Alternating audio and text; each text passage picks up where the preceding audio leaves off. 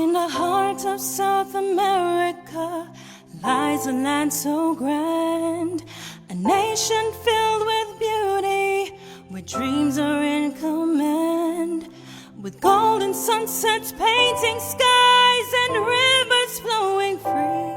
One Guyana, our homeland, where unity runs deep. One Guyana, united we stand, hand in hand, we'll build a land, from the coast to the savannas, the rainforest tall. One Guyana will rise above it all.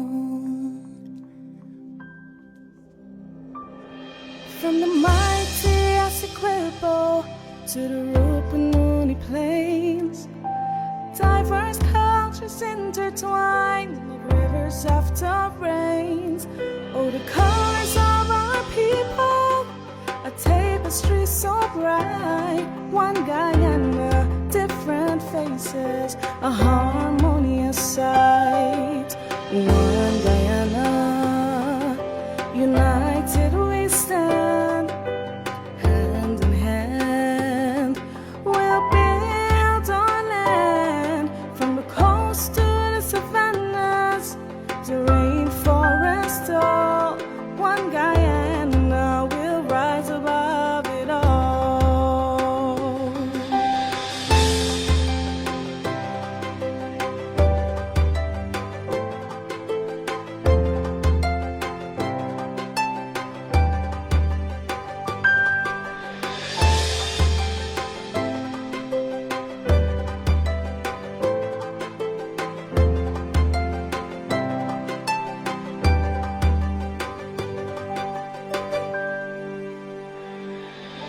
This one Guyana, united we stand, hand in hand, we'll build a land, from the coast to the savannas, the rainforest tall.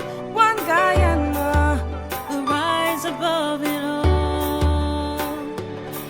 This one Guyana, united we stand, hand in hand, we'll build a land, from the coast to the savannas, the rainforest tall. One Guyana will rise above it all.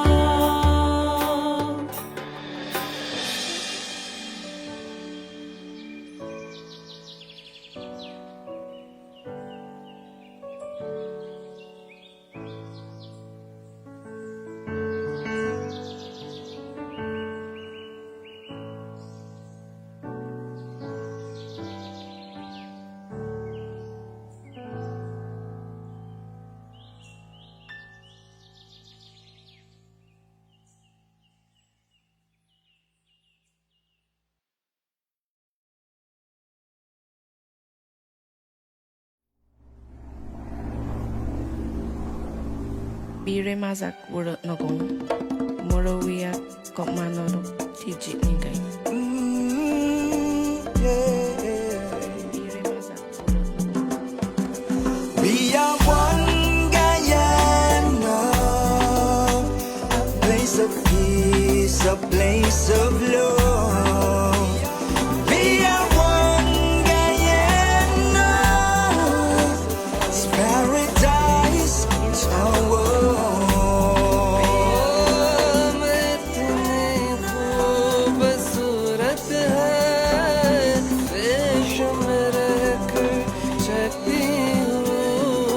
सबब में लोगों से प्यार करने की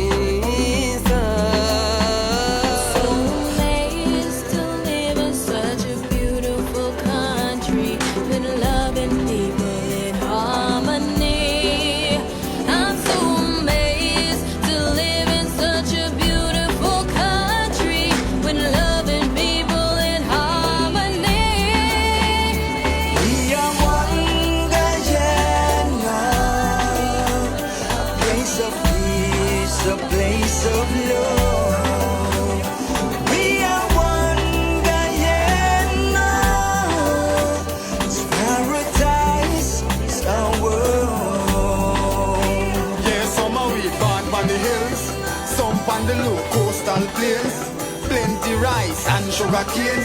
Same Guyanese blood in our vein. So make me burn out the hatred, time for erasing. Can't make that destroy. 6 race I share the same space in this 83,000 square miles. We are one Guyana, a place of peace, a place of love. We are one Guyana, it's paradise, it's our world. Brother is a brother, no matter which religion is you. Could have Buddhist, Christian, Muslim, Hindu. Sister is a sister, real and true. One big part of culture brew. And all of we together could really make this dream come true. Of a brighter Guyana for me and you. Ocean to mountains, hear this tune. Take it cool. We are one Guyana, a place of peace, a place of love. We are one Guyana, it's paradise, our world. Love runs deep like a beautiful river for Guyana. Oh, when we stand as one, mighty like Mount Uriah, for Guyana, for Guyana. Our life would be beautiful, just like Guyana. She's blessed us with her own, just to embrace her. Say, one and alone can't clap, so let's put our hands together. Give her a standing ovation, this great nation, and she'll gem of this world, yeah. Place of peace, a place of love. We are one Guyana, it's paradise, our world. We are one Guyana, a place of peace, a place of love. We are one Guyana, it's paradise, it's our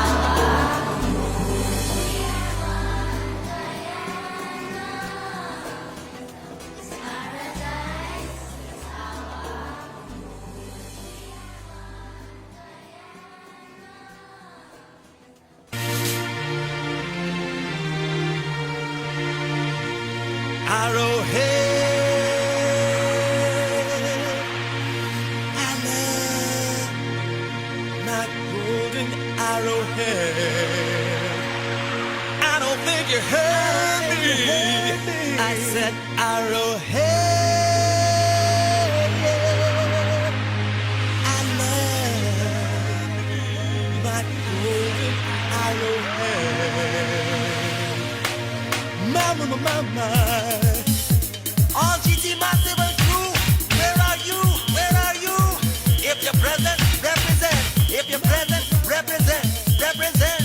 Sing out. From Guyana to Canada, from Ituni to Miami, from Boston to Brixton, from Leghorn to London. If they hear them arrowhead, I love my golden arrowhead.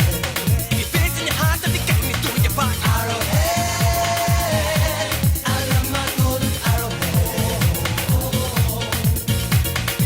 When I see the flag waving, it's a sight that's so amazing. And I can feel the rhythm blazing, and then you hear the people them saying arrowhead, I love my golden arrowhead. Children, arrowhead, I love my golden arrowhead. When I smell the corn baking, and I can hear the shack shaking, cock crow and bird bite bacon, road clap and breakfast making. Arrowhead, I love my golden arrowhead. If you feel it in your heart, then you came into your part. Arrowhead, I love my golden arrowhead. When I see the sweat pouring, I can feel my spirit soaring, and I can hear the crowd roaring in the way that God intended.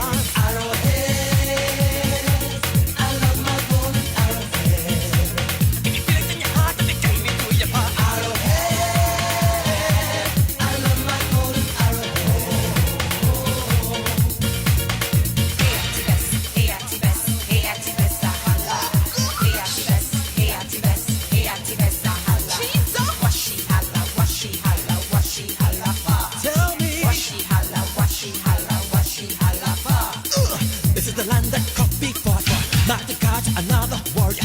Some of the pen is mightier than the sword. Check out the power of the written word. Walk the walk, a man of letter. He came hard, no one did it better. Little hold of damn guru. If they can do it, you can do it too. Arrowhead, I love my golden arrowhead. G2, are you with me? Arrowhead, I love my golden arrowhead. I'm on the gold and diamonds part. Times are hard, you must work.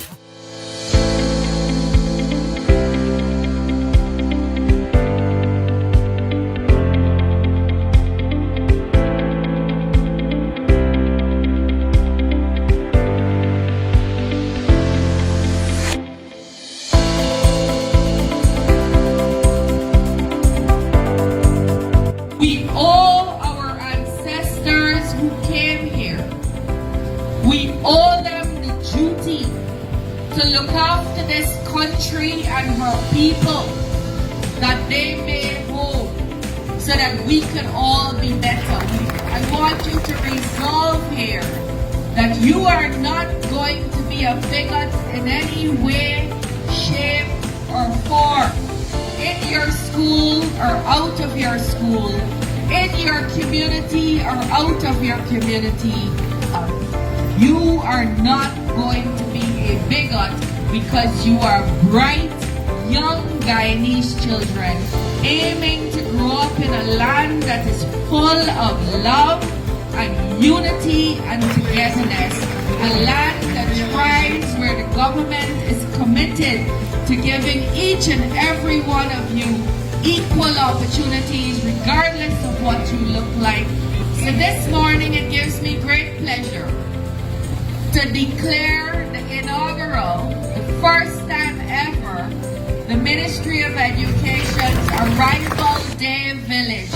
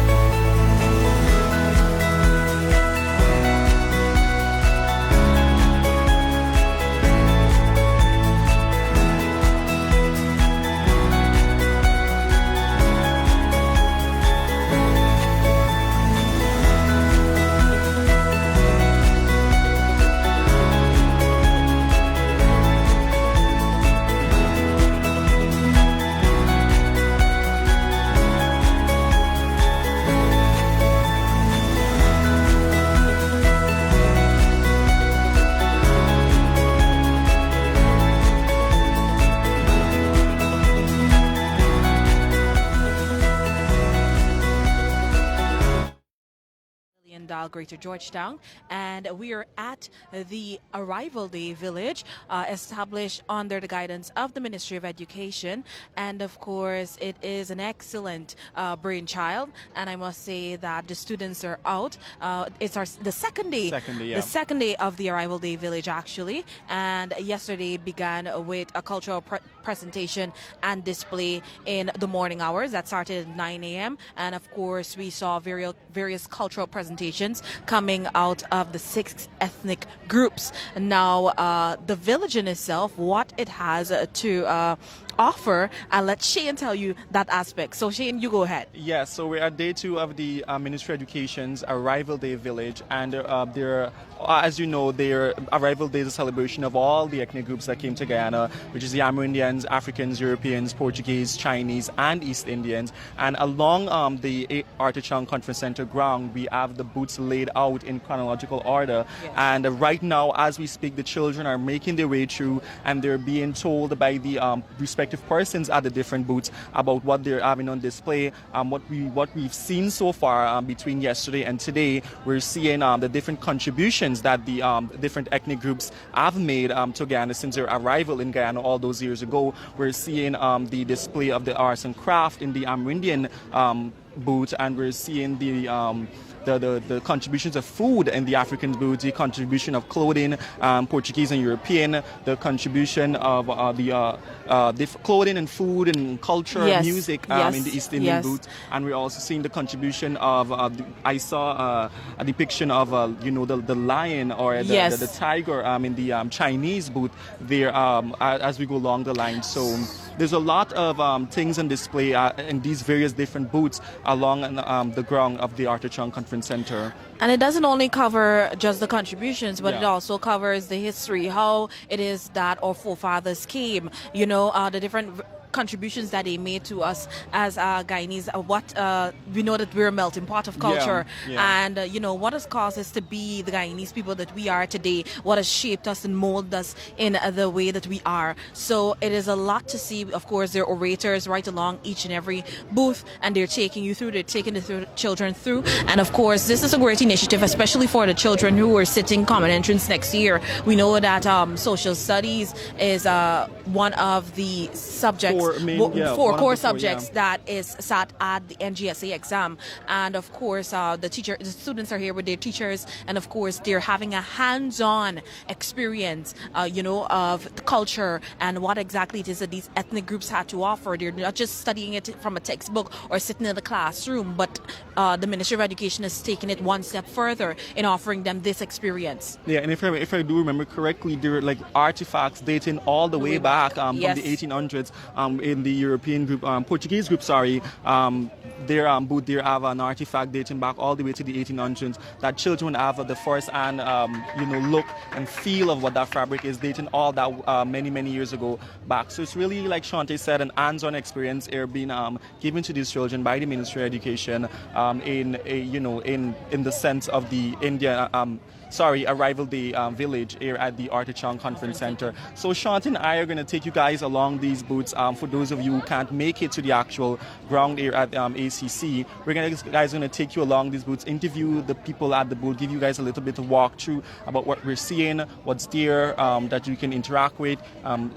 Have a little demonstration or explanation of the history of these different ethnic groups that have came to Guyana those many years ago, and still here existing, as Shante said, as a melting pot of Guyanese culture. So we're going to take you guys along the line, as I said, take you guys along the booths of different 6 ethnic groups here at the Arthur Chang Conference Center throughout the day for the next maybe 2 hours. We're going to be here with you guys happening here on the Guyana Learning Channels page. So stay tuned, don't go anywhere. We'll be right back in a few.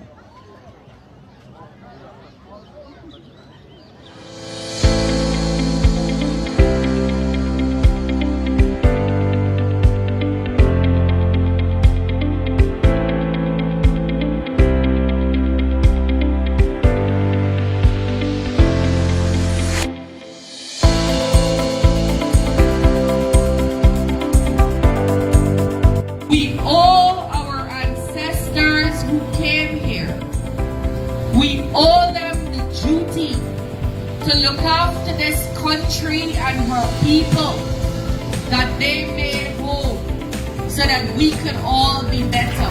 I want you to resolve here that you are not going to be a bigot in any way, shape, or form, in your school or out of your school, in your community or out of your community.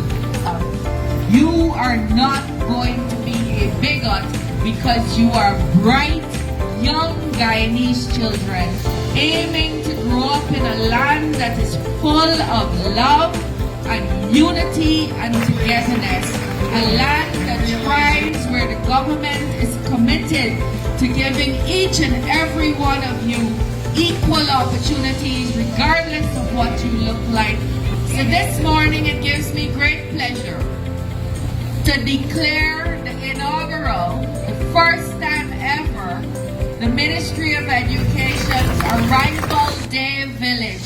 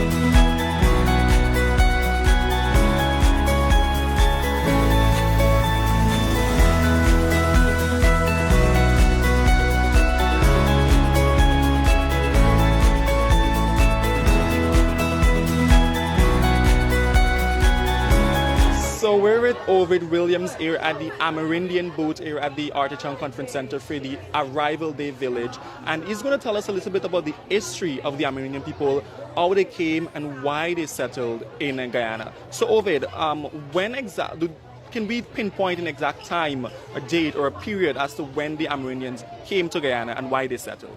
There is no exact time to recorded by us because we didn't have our numeracy, so we cannot say on the 15th of May, for example. We don't have that kind of information. However, history has it that during the fourth ice age, that they migrated through the Bering Strait. At that time, it was the ice age, and it had formed a bridge, and they traveled on to Alaska and then hit North America, and from there they came to Central America and then to South America and eventually ended up in Guyana. And when the ice would have melted somewhat, they used canoes to come across to South America.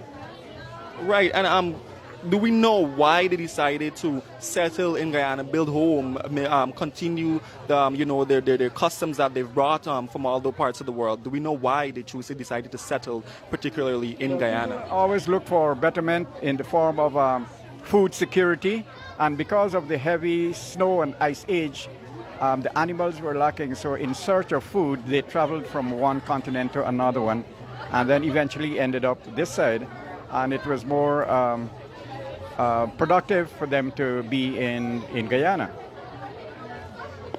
Awesome. So can you tell us at this time about some of the contributions that the Amerindians made to Guyana, some things that we know and love today that are, originally from the Amerindian culture? Well, the first thing is the language. We have nine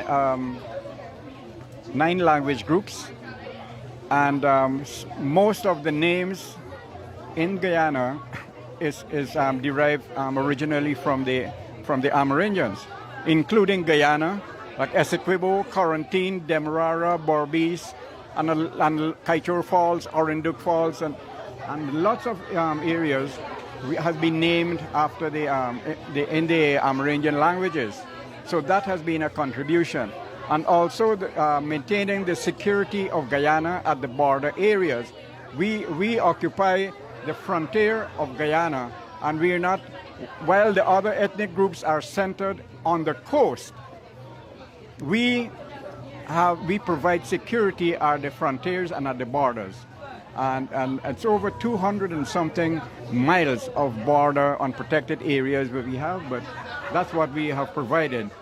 And then our diet and our cultures play an important role also. We use herbal medicines where the contemporary medicine is not available. We resort to herbal medicine to cure our illnesses. Like for example, in the COVID, while others were lots of people were told to take vaccine, the indigenous people were reluctant in taking the vaccine, and they preferred to use the herbal medicine. And fortunately, those that took the herbal medicine has not had any reported cases of relapse while those that took vaccine, we understand, are getting relapse of the COVID. Those that took the herbal medicine has not had any reported case of relapse. Awesome. So what we hear is the Amerindians, they have contributed a plethora of things to Guyanese culture, from the clothing to the names to the herbal medicine to their way of life, to the diet also, most important. And dances. So we have one month of celebrations that we showcase our culture and our demographics, our practices, our beliefs, our folklore, and our rites of passage, the do's and don'ts when our girls and boys are reaching the puberty age, some of the taboos, some of the do's and don'ts, and that has still in practice today. And then, of course, our language, in song, music, and story, we have contributed that also. Awesome. And of course, the intangible cultural heritage is being promoted. We can cure we can cure illnesses, and there are cases where domestic problems, like if a man leaves his wife and abandons her, the intangible cultural heritage is that the PI man can do his work and he can bring back the man from wherever he is within 3 to 4 days back to the wife. So these are some of the practices that we have which play a very integral and important part in our culture. Before we go, Mr. Williams, I have one more question, and I feel like this question is very interesting, and I always thought about it. When the Amerindians came to Guyana all those years ago, why, you mentioned that, they're the defense of Guyana's border. Why did they decide to go into these interior regions and not settled on the coastline all those years ago when they came? As I just mentioned everybody looks for food security. And down here, the place is soggy and so on, and good for like rice, etc. But we depend on cassava, and cassava will not grow in swampy areas. So, and then we look for game, animals, birds, and they're in the mountainous areas. So it couldn't be here, so they went there. It is an easier, and they can do fishing there in the rivers and so on. So it was more appropriate for them to live in the hinterland. Right, so we've heard from Ovid Williams here at the Amerindian booth down at the Arrival Day Village, who explained to us a little bit of the history as to why the Amerindians came to Guyana, why they decided to settle, why they choose to be into the interland regions as to settle on the coastline, and it's a bit about their customs that they've brought to Guyana and kept for so many years. So we have a lot more, 5 more booths actually to go through, and Shanti and I will take you guys through them. Okay, let's go. Yeah. Very quickly, I know Essequibo is in the minds of a lot of Guyanese.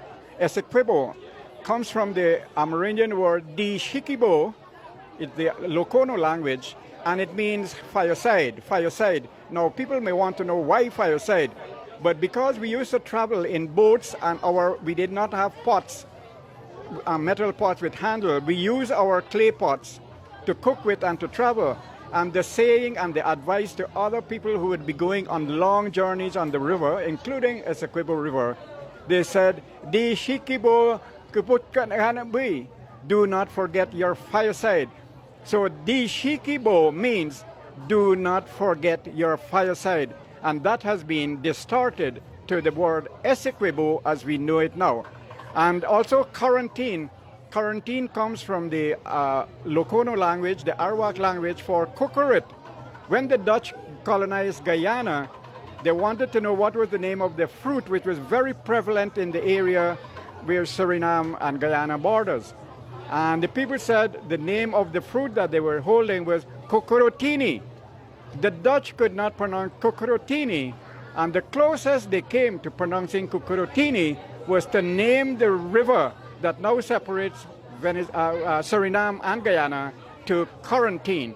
So that is the origin of the word quarantine as we know it, not coming from the indigenous word cocorotini for cookrit. Thank you very much. Thank you so much for that, Ovid Williams. So you guys, we have 5 more booths to go here at the Arrival Day Village, happening here at the Artichoke Conference Center. So stick around and we'll be right back with more from the other booths here.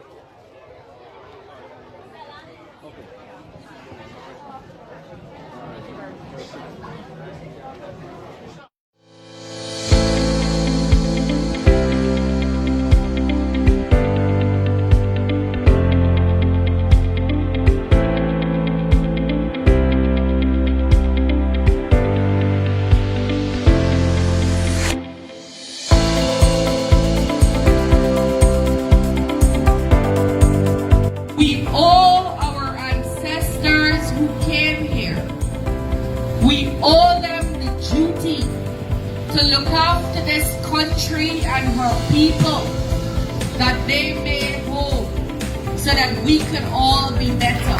I want you to resolve here that you are not going to be a bigot in any way, shape, or form, in your school or out of your school, in your community or out of your community.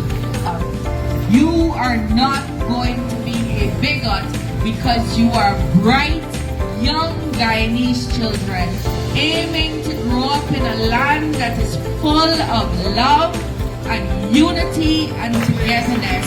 A land that thrives where the government is committed to giving each and every one of you equal opportunities regardless of what you look like.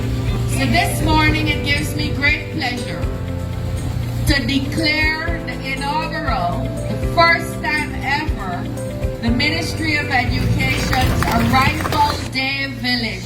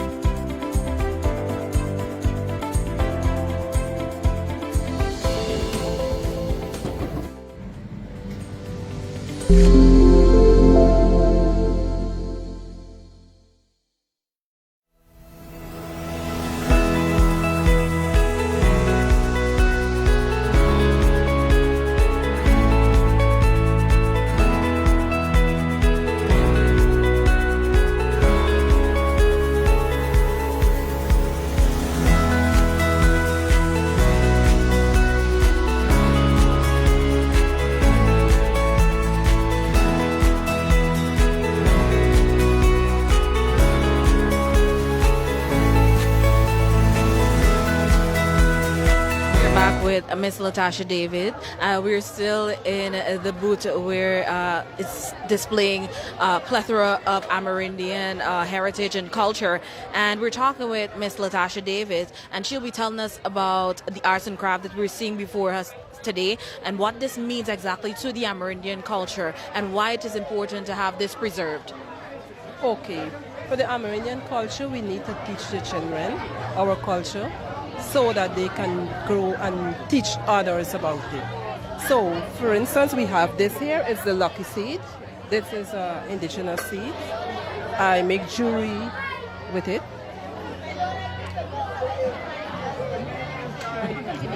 Yes. This here, it's a necklace made from the vine. And all. So the necklace here, yeah. This is made from a vine.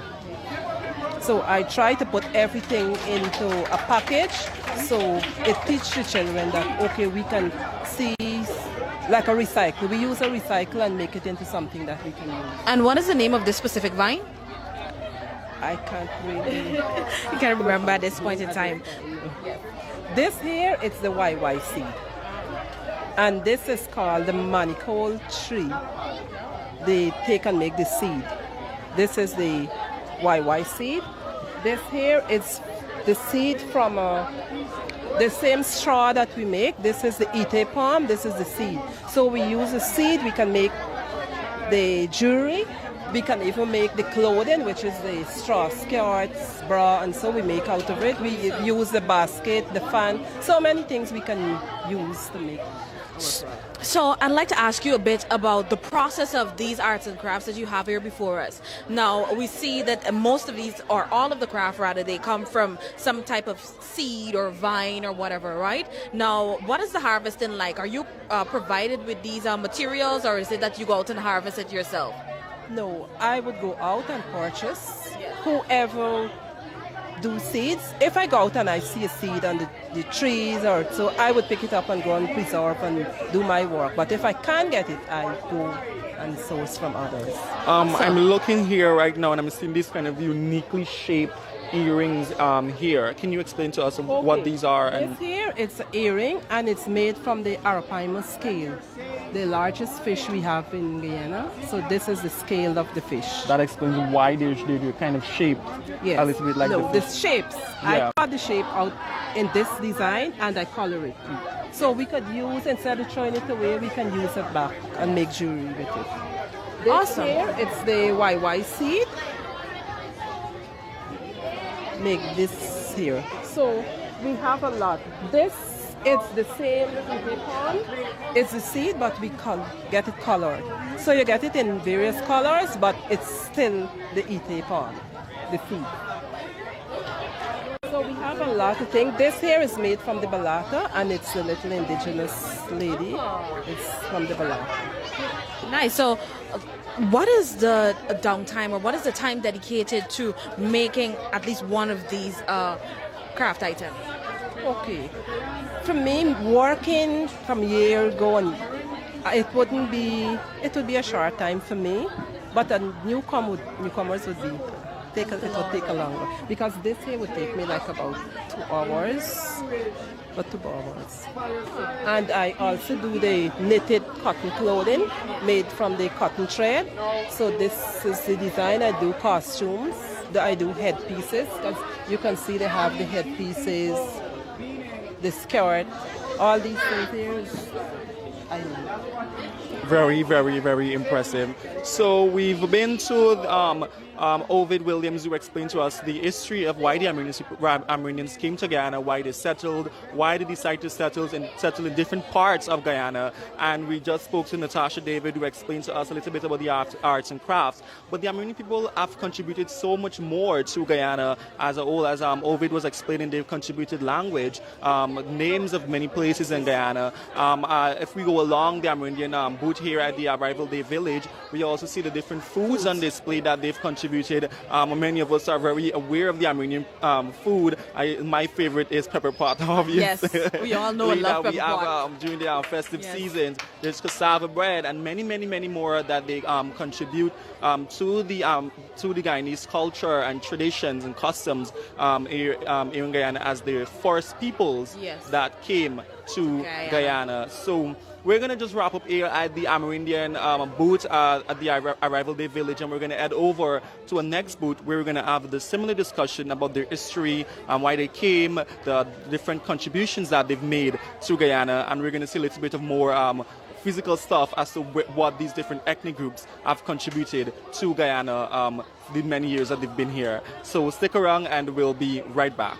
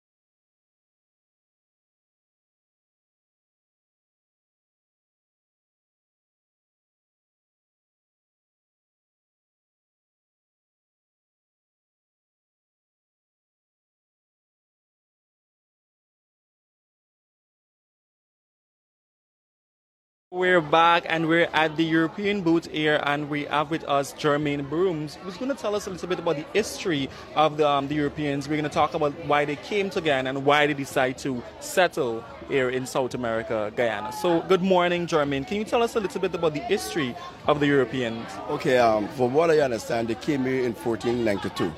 And when they came, Christopher Columbus, as he said, he discovered the West Indies.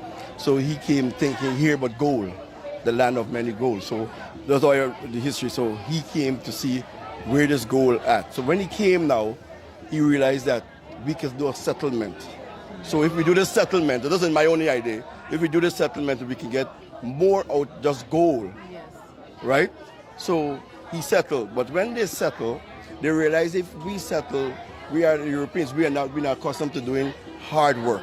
So what can we do to bring out from this land? So they went and they bring the slaves. That's all I think. But when they came, they bring the finest thing for themselves. Because they bring the fine wine, the cutleries, the flowers, the clothing and everything. So from the history of that, you sit down and you think, so why we didn't get paid then? If they have the finest, they come with the finest thing. So my design today is all to bring out what they bring when they come, and when they leave, what they leave. I know they leave the cokers, they leave different history of buildings. One thing that struck me, I know they bring Christianity to Guyana, and it come from in the St. Andrew's Clerk, where they build so the Africans can go in and pray and say, well, the thing that at times Christians don't know, the Africans don't know about Christian, they know about this whole life in the jungle or whatever. So they teach us more about Christianity life. So Christianity is a big thing now. So that is my aspect out. And for me, as a designer, it gives me much more knowledge about the whole history of all 6 races. Yes.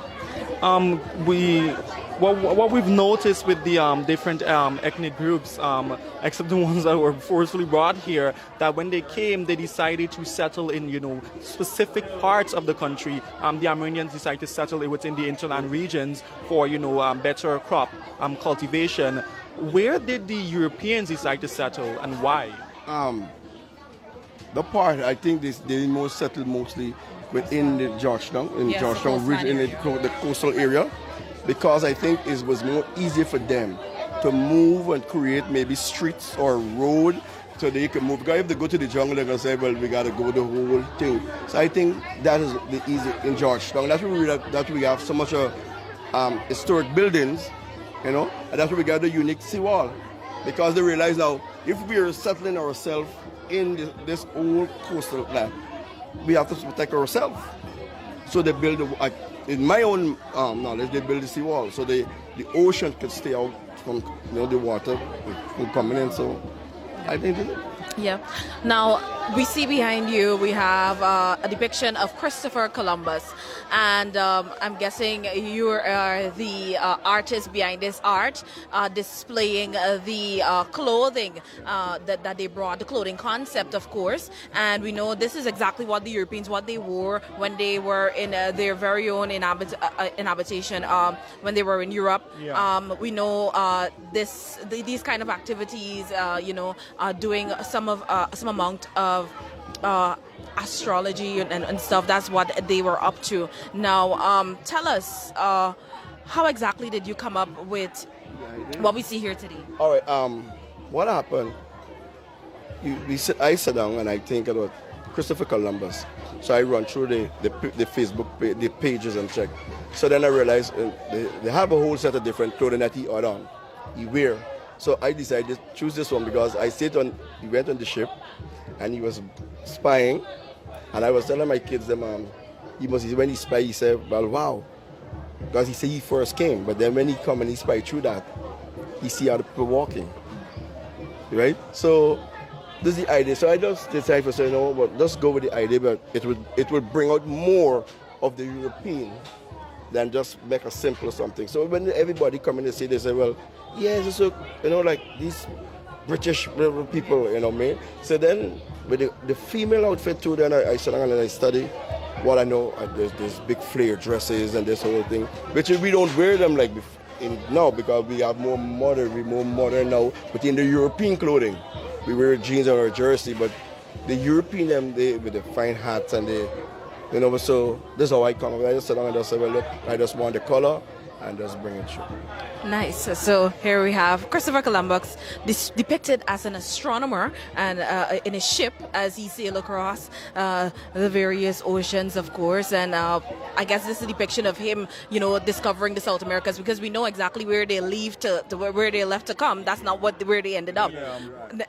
Yes, but thank you very much.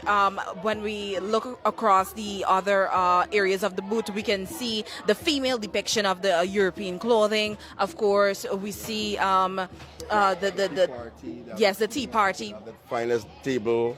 They have the garden. They bring flowers. Yes. Because to unique themselves, they bring everything. So we had no use. So yeah, just staying on the topic of the European contribution to Ghana, because they did contribute a lot as it pertains to what they brought to Ghana and what they left as well. And many of the stuff that we still use, and we're actually using one right now, the English language they brought to Ghana, and we're still using the English language. They brought, the kind of like government system that we have currently in use in Guyana at the moment. The different foods, you guys are mentioning. Different food. And it was surprising when you read up, you realize that Europeans bring pastries. Yeah. You used to think, who pastry come from? I used to say in the days it's Chinese. But then you read up, you realize they bring pancake, cheese roll, they bring pickles, they bring wine, they bring so much. You know what I mean? The favorite thing that my children love to eat is the waffles, and so we have a little depiction of everything. They bring cinnamon rolls, so the whole atmosphere, is so funny and because I thinking that pastries come, as I said before, from someone else and not the Europeans. So it's surprising. Yeah, I think one of the common things that we're going to notice when we go through the ground here at the Arrival Day Village is that the different things that these ethnic groups are bringing that we still use up until to this day, and the different foods, the different culture, the different customs that we're still using as Guyanese people right here in today's present history. And it is all contributed to Guyana's rich tapestry and who we are as a people, and again our melting pot of culture. Yes. Yeah, so thank you so much, Jermaine, for explaining to us the little bit of history about the Europeans. Just to recap, they brought a lot to Ghana. They came in search of one thing. They end up settling. We have the structures that we have, that our building structure is largely attributed to the Europeans when they came. Our clothing, our language, the English language that we speak today is attributed to the Europeans. So they've brought a lot and they've left a lot here on these shores of Guyana. So we've wrapped up the Amerindian booth. We've wrapping up the European booth, and we're going to head over to the African booth to have a little bit of discussion with someone from there to explain to us the little bit of history with the Africans. So there's a few more booths that we have to cover, so stick around and we'll be right back.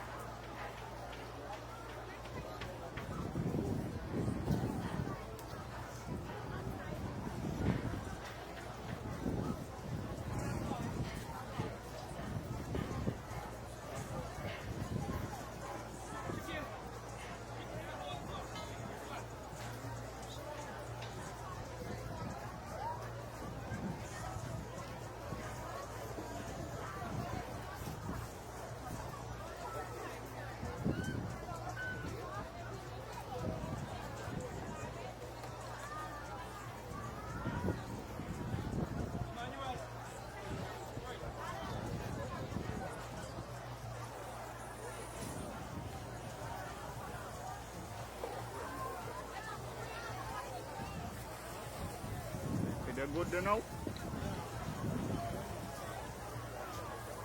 Good to know.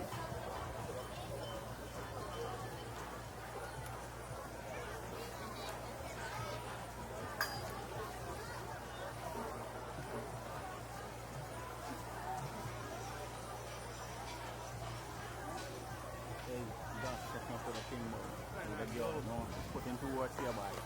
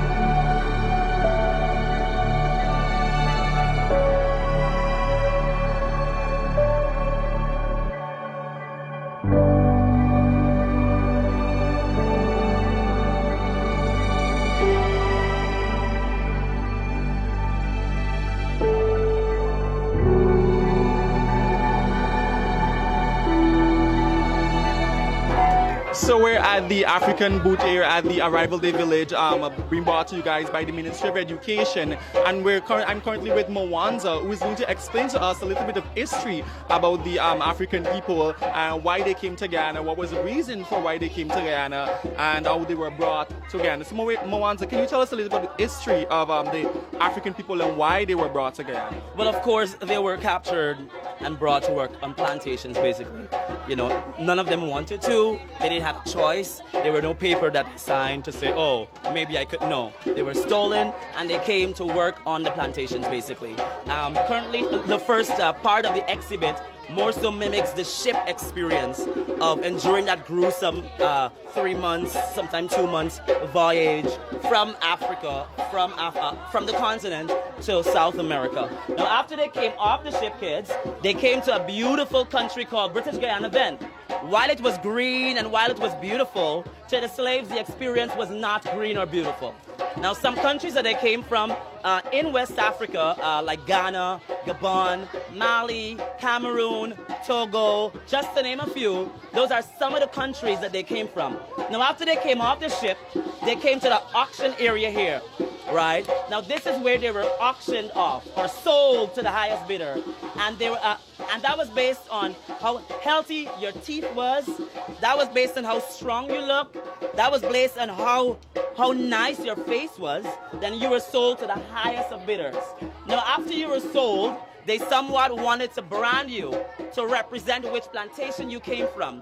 Now, anybody here ever saw how horses are branded? Good. So they have that metal rod and that insignia attached to the rod, and they would then put that into the fire and literally burn it onto slave skin. So just how that experience was gruesome and horrible, the experience continue as you go to the next exhibit. Enjoy, have a good day. Yes, so we go on to the other part that talked about the life in the plantation, where you learn about what they endured as in terms of treatment, you know, what they went through working from 6 a.m. to 6 p.m. with little to no food. We just wanted to give the kids the experience of a full sensory experience, you know, looking at sights, you know, showing how vivid the conditions were, showing what they endured, you know, within that period of slavery, you know, very, very horrible. So we wanted to bring that to light. It goes into, you know, after the treatment and they didn't want to continue working under these conditions. That's where the rebellions happen, you know. Notable one, the 1763, the Damon, and some of the others, you know, those arises because of the treatments on the plantation. After that happened, of course, after the rebellion, they had to discipline or show an example to those who were outspoken. So that's how these torturous things happen, you know, the lynching, you know, beaten with whips with spikes on it, giving them, you know, all of the ugly markings on their skins and what's not. We have all of those via our posters and what's not, so the kids can understand how gruesome and horrible and how inhumane the experience was. As it go on, we show that even after slavery, the slaves didn't just went wild. They knew the importance of community. They knew the importance of working together. So they bought land so that they can stay together, so that they can share ideas together, so they can be cooperative. They have learned that through groupings, through communities, they would get more. And that's exactly what they did when they bought their first community of Victoria and of course their first community known as Queenstown in Essequibo. And from there we shared also accomplishments and contributions. We have a live drummer in the background. We have musical instruments. We have 2 shops. Like when we want to capture, like, you know, like known in these African villages, there are African shops. There is some auntie who own a cook-up shop or sells cook-up. So we try to give that mimic.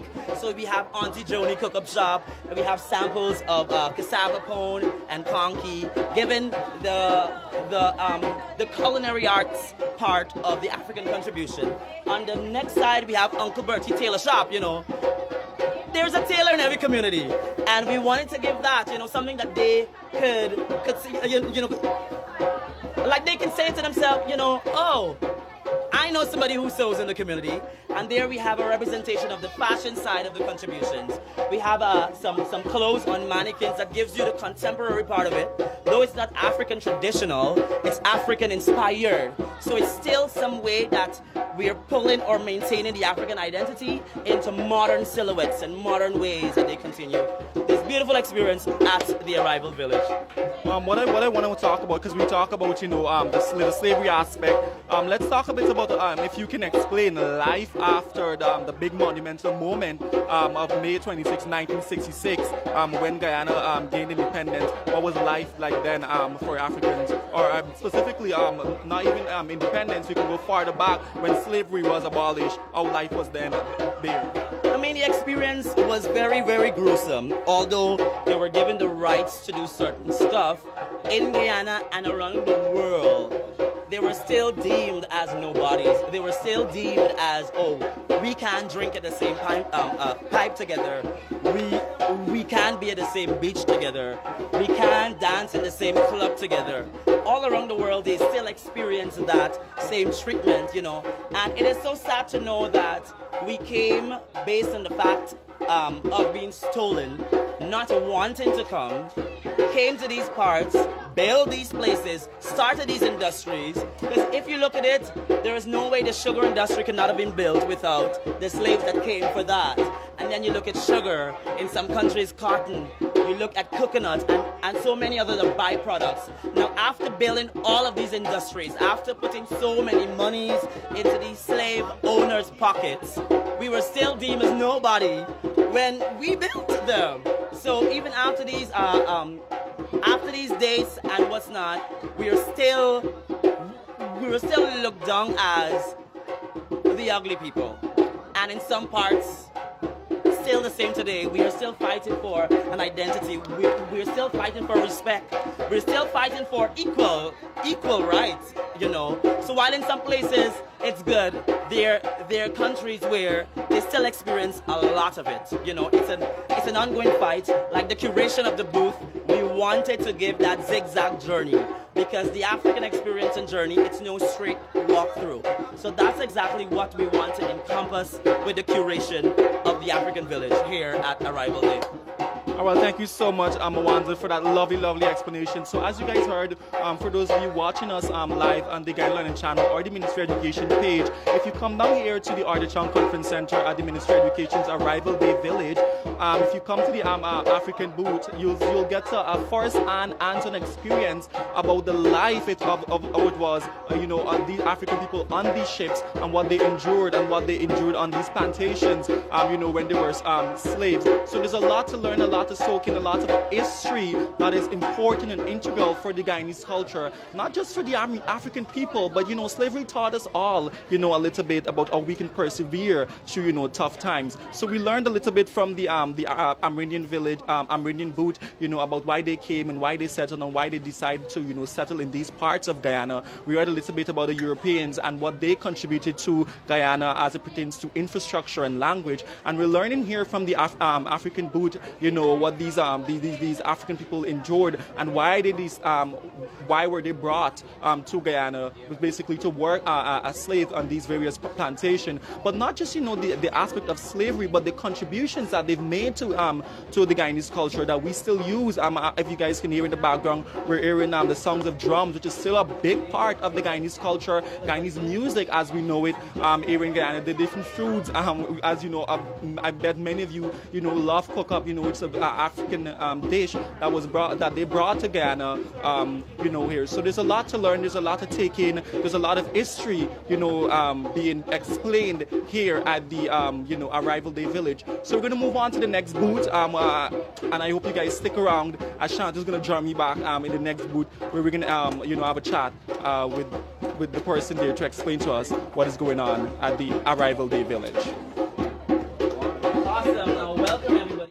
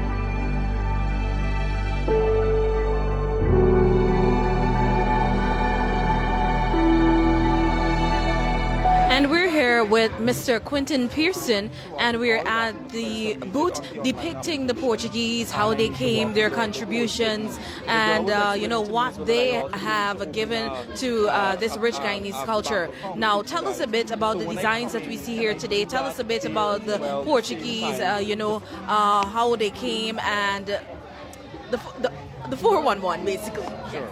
All right, thank you so much for being here. So the Portuguese originally came in the year 1834. A small group came to Guyana, and then in the year 1835 we had the first 40 immigrants that came to work in the sugar plantations. And as they lived and worked in Guyana, they later started to occupy land. For example, in places like Thomas Land, Liliendal, and even Alboistong. And those are places where they established businesses, for example, John Fernand's, Perez Jewelry, Fogarty's Building, JP Santos Bookers, and even well known now, Banksias Limited. So they are very business-oriented people. Their culture and their craft is also so richly incorporated into this society, and I'm proud to be able to be doing so much research and to be able to share this with the kids as they come and they realize that these are things that we would have been hearing about, but we don't actually know that it's so significant to each and every one of these booths, and especially for what the Portuguese would have contributed. It's really good to know and to be able to share that knowledge. Nice, awesome. Now tell us a bit about the contributions that we see here around us. What are some of the things that they came with that we hold on to even a day like today, and things that we put into practice, here in the 21st century in Guyana? So for sure, what I'd want to say, let's start with the clothing. The Portuguese they are the ones who brought the waistcoats. So sometimes little kids, men, they would wear these waistcoats. They would go to church. They would go to weddings. That originally is an item in the Portuguese traditional type wear, right? They also wear a lot of long skirts. It's known as the bouffant skirt, and they're usually long. They're heavily embellished. It's similar to what you may see with the Indian culture, but they have their own intricate way of showcasing and promoting their culture in their creative work. We have on display here as well a replica of a stone oven. So originally, these are the type of ovens that they use to bake things like custard tart, pine tarts, cakes, orange cakes, lemon cakes. This is just a replica of what it looked like. The kids have been really interactive with this because it looks realistic, and it gives that feel of being there back in the day. As a lot of people know, Peter de Guiar is Portuguese. He is the person who established Banksias so many years ago, and today we are all able to celebrate and be able to participate and enjoy so much of the fruit of his labor. Banksias is bringing so many beautiful products like rums, spirits, aerated drinks, etc. Over here we have just a few examples of leather items. They established leather shops back in the days. So like shoes, stitching of shoes, making leather corsets, making leather slippers, leather bags. These are some of the things that they did to make a livelihood in Guyana. And today we can see so many Guyanese from all walks of life and ethnic groups adopting these type of work and so forth. So it's been a really great adventure seeing the contributions that they made. If we were to touch on the food, it's so vast as well. Sauce, garlic pork, these are all delicacies of the Portuguese. Awesome, thank you very much. And something that I've just come to the realization of is that as a Guyanese people, we've not only seen that ethnic groups would have brought their various cultures here to Guyana, but also, and not only that we are so blended, but you really highlighted something that's very important. You highlighted that the customs that would have been brought from other cultures have been adapted by other ethnicities, right? Because you would think that the leather slipper is something that probably the Africans came with, and the Africans, because we see Africans, they are the ones here in our Guyana today that are mostly selling and making these leather slippers and so on. You would think that this is something that came from the African culture, but really and truly it was adapted into the African culture. And for that alone, we must be proud as Guyanese to know that, we are exchanging craft, we are exchanging culture, we are learning who we are as a people, and, all that we are, it's drawn from various parts of the world, and we're now one melting pot of culture, and I absolutely love it. I know that you probably enjoyed putting all of this together. Tell us about the process just a bit. Awesome. So this is the first time that I'm doing this sort of display, and it was thrilling.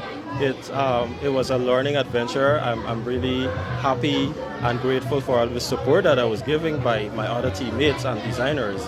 And we worked together to make this successful, and it was really good. I was able to reach out to organizations, even individuals, Portuguese men and women who have craft items in their homes that are loaned here to us today.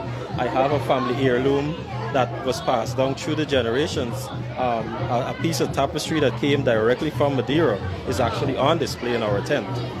So it's been really, really great and satisfying to just have a more profound sense of satisfaction and admiration, for just being able to do this. Thank you very much, Mr. Pearson, for all that you have sensitized us about today. Of course, thank you also for your contribution, and the amazing displays that we see here today would not be possible without you. And thank you, our viewers. It is very, very educational, going through these booths, not just the viewers learning, but I'm also learning, and I love that for me. We see the contribution of the Portuguese people, and we see that we're still benefiting from that as a Guyanese people today, from all the various businesses. We were talking about Bank CIH and all other things, these buildings and all these things that came along with the Portuguese people. So it's something that we must be proud of, and thank you very much once again. At this time, we'll be moving along to our next booth, and we'll be back with you in just a bit. Do stay tuned.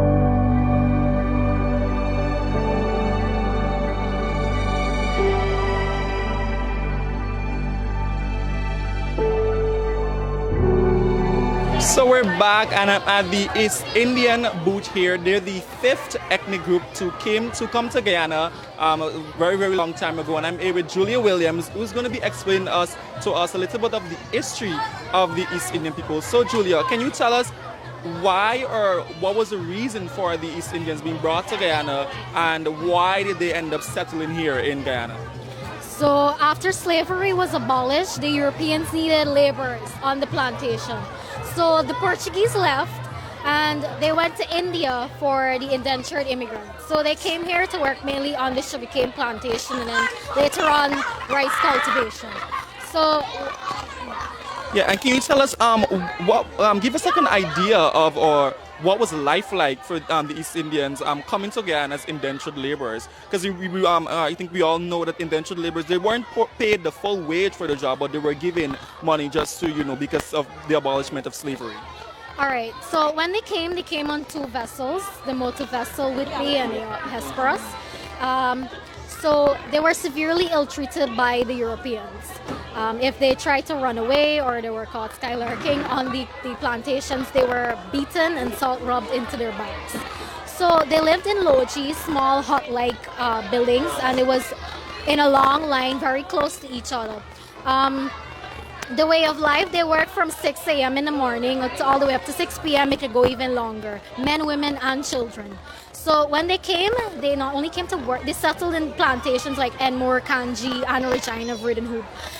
So after a while, after being mistreated, they strike. I'm sure we're aware of the Enmore Martyrs Monument in Enmore. Lalabaji, Hari, 5 martyrs, they were on strike, and that monument there is in remembrance of them. So after they fought for their independence from the contracts that they had, and I'll speak about that. So they were given small wages, not a lot. So after they strike, the Europeans couldn't afford to send all of them back to India, so they offered them land. And the East Indians, they had pooled their savings, the small wages that they would accumulated over time. They saved that money and they bought lands along the west coast of Guyana. So they brought their culture. We see it in the food, the dances, the religion. I can go on. This booth here is a representation of just a fraction of what the East Indians contributed to Guyana. So we have clothing, a little replica of the loji, the kitchen, some sweet meats, and just the history. The East Indians shaped a lot of the politics in Guyana. Dr. Chedi Jagan, Dr. Barjak Deo, current president Dr. Muhammad Irfan Ali, and there's a lot more that I cannot. The time does not permit. Yeah, there's a lot to cover as it pertains to the East Indians and their arrival to Guyana. You mentioned their contributions to Guyana, and I wanted you to touch a little more in detail on that, because the East Indians did contribute a lot to Guyana, and so did the other ethnic groups. But the East Indians contributed to music, food, culture, customs, and different various national holidays that we still do celebrate here today. Can you tell us a little bit about those? Yeah. So. Correct. Food. The celebrations, we have Pagwa, Diwali, Arrival Day, Indian Arrival Day, now known as Arrival Day, which this entire event is centered around. Music, dances like Kathak, and the Indian wear. I'm wearing a sari here. The booths, they highlight all of the various Indian wear, the jewelry. Yeah. Yeah, so there's a lot more, as Julia said, that we can go into about the East Indians and their arrival and their contributions to the Guyanese culture. And just to name a few, Julia just mentioned there. So there is a lot of things to be learned here at the Arrival Day Village being brought to you guys by the Ministry of Education. We spoke to the Amerindians, we spoke to the Africans, we spoke to the Europeans. Shanti spoke to the Portuguese there, and I'm now speaking to the East Indian. So we just have one more ethnic group to cover, and that's the Chinese, which Shanti will cover with you guys. But one thing that I can definitely say, and what we can see, is that there is so much to learn, and there's so much to appreciate as it pertains to what these different ethnic groups have brought together and that we still use today in present day, whether it be the different customs, traditions, national holidays, food, clothing, language that we even speak. So there's a lot. Shanta used the word earlier on when we first went live. a melting pot of culture. And this phrase is used by His Excellency President Dr. Mohamed Ifan Ali, one Guyana, is very, very much evident here as we go and learn about the different ethnic groups here in Guyana. So when we come back, Shante will be at the Chinese booth where she'll have a little bit of history about their arrival to Ghana and their contribution. So stay right there and tune in. We'll be right back. Thank you so much. Thank you.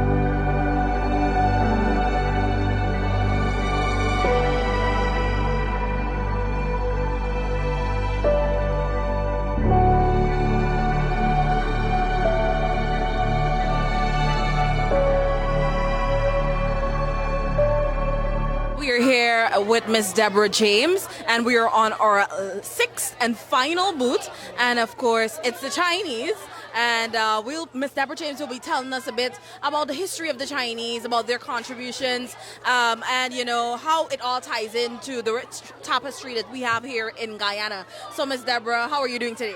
Oh, thank you. I'm wonderful today. I'm doing really great today.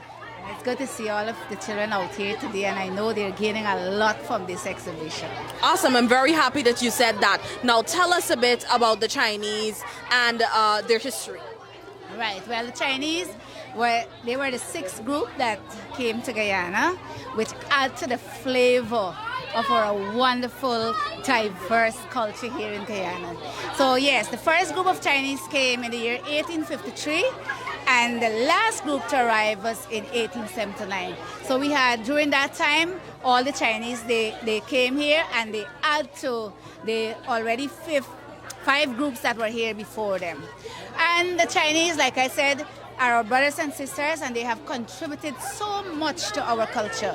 Now, starting with like the first thing that after leaving the plantation, they went into charcoal production, and that's way up in Hopetown, Kamuni Creek, and so that was the first thing that they started doing and adding to what Guyana is today, right? And so in addition to that, we have a rich culture in terms of their food, their dress, their dances, and all of that.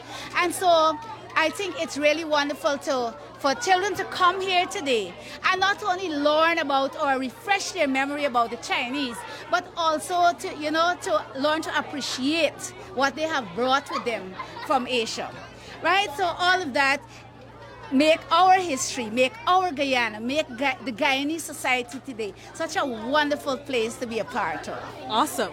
I think a very important thing to mention, and I think you just briefly touched on it, as it pertains to why the Chinese came, because we know that the Africans were brought here because of slavery. We know the East Indians were brought here as indentured laborers. But why did the Chinese came to Guyana? Well, the Chinese was one of the groups of indentured immigrants. Well, we had the Amerindians, the Europeans, then we had the Africans as well. But then there came the Portuguese, which was the first group of indentured immigrants that arrived in Guyana.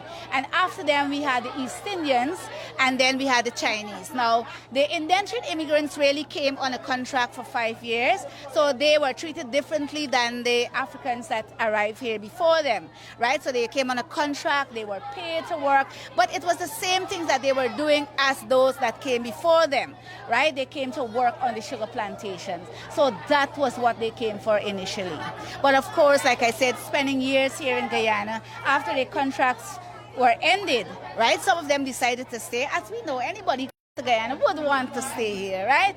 And so some of them stayed.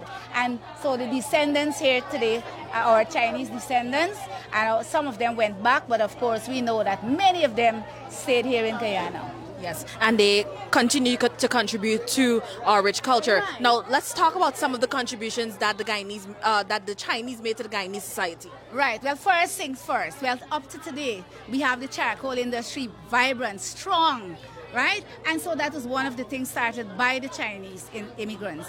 And of course, look, if you look in the corner there, we have our rich Chinese cuisine, which I know many of us love. We love to go to the Chinese restaurant, we order in and so on. We have the chow mein, we have the lau mein, we have sweet and sour chicken, we have the wonton.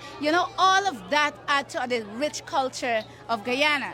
And then in terms of dress, we have in front there, you can check out the booth there. We have our nice tunics and so on. And then it comes to festival where we have the dragon dance, and we have a replica of that here. So all of these things add to the flavor of our rich, diverse culture here in Guyana.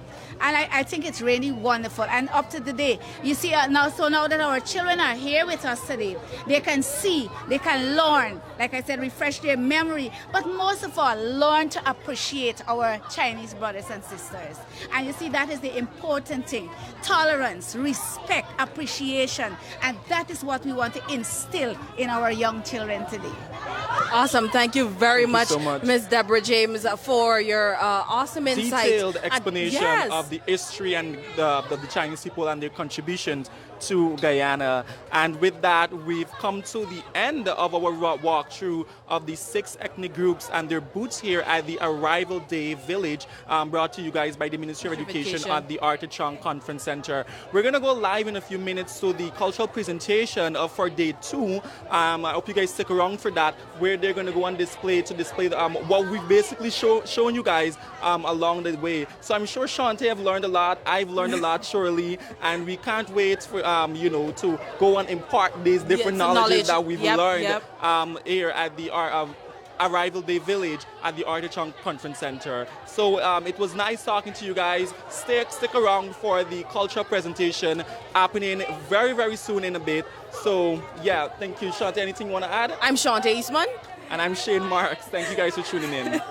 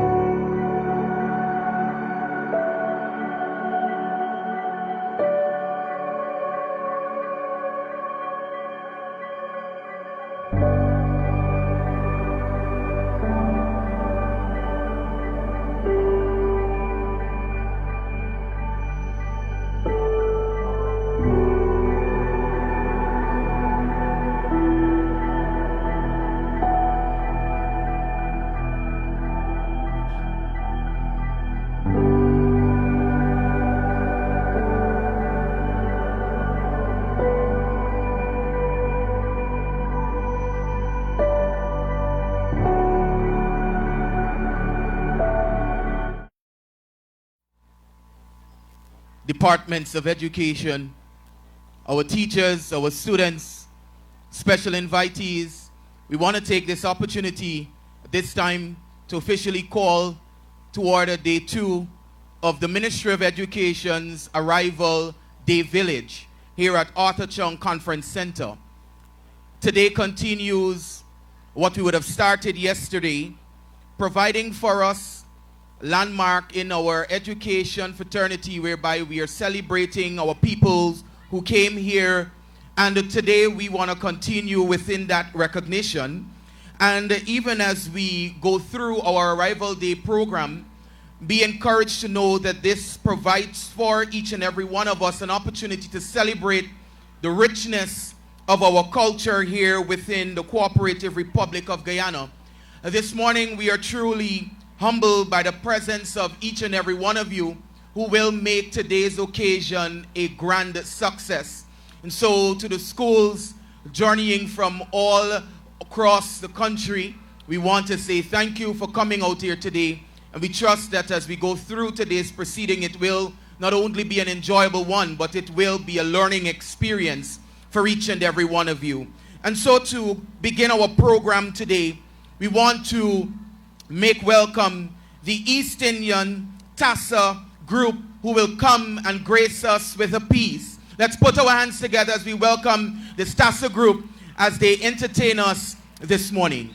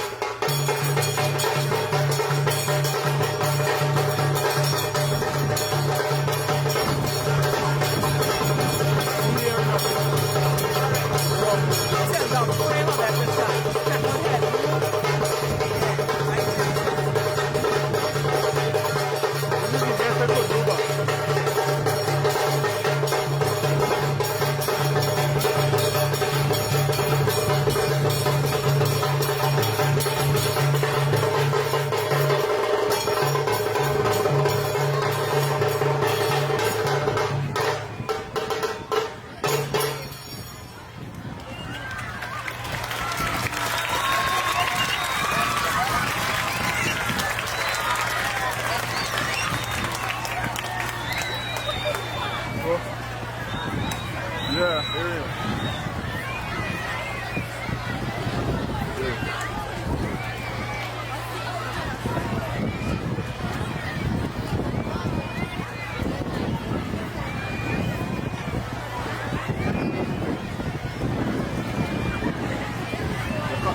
You come after me?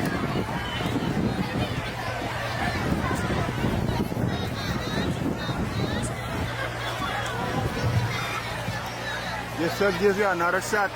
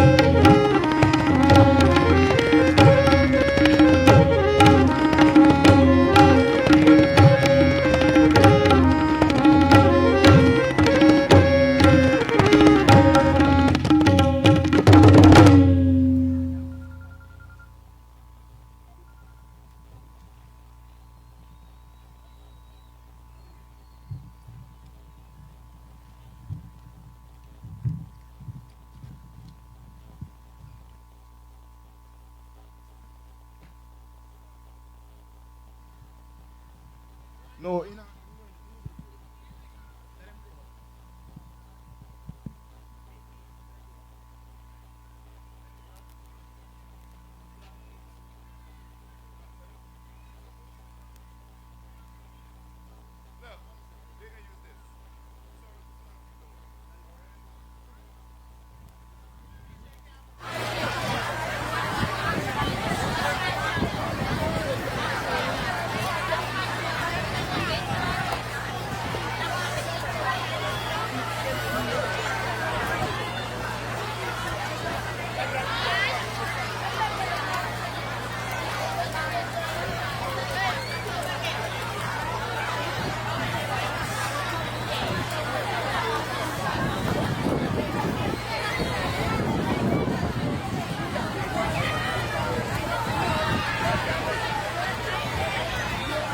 All right, let's put our hands together for those two pieces that we have before. Come on, we can do better than that. Put your hands together for the drummers, representatives from the East Indian culture.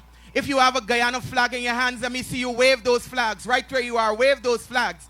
We are proud to be Guyanese to the bone.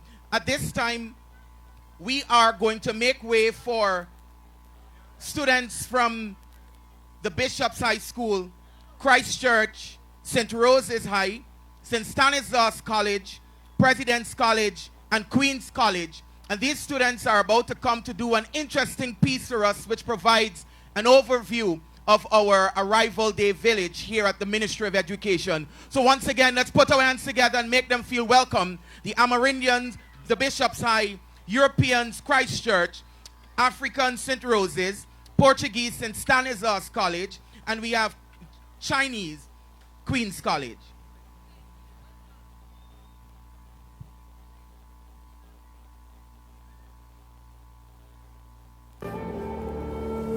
I am an Guyanese of Amerindian descent, from the frozen landscapes of Mongolia to the lush jungles of Guyana. My ancestors embarked on an epic journey that would shape the very fabric of our beloved home.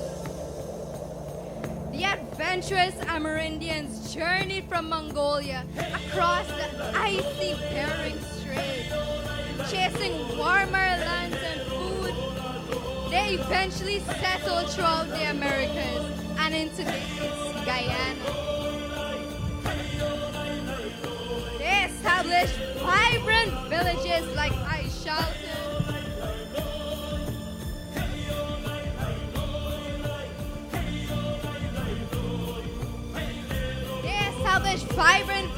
like Aishalton, leaving a cultural legacy. Delicious cassava bread and pepper pot, dazzling TV series skirts and beaded jewelry, spirited dances like the Mari Mari, and rhythmic music with flutes and drums, fierce hunters with bows, spears, and blowpipes. They also gifted Guyana with unforgettable words like Kaichor, Old Man's Falls, Mashramani, celebration after hard work. Politically, trailblazers like Stephen Campbell and Pauline Campbell Sakai paved the way, making Amerindian influence a lasting and dynamic force in Guyanese life. Their incredible journey continues to echo through the heart of Guyana. With fearless hearts and timeless traditions, the Amerindians blaze the trail across the Americas, weaving their deep spirit into the deep soul of Guyana. Thank you.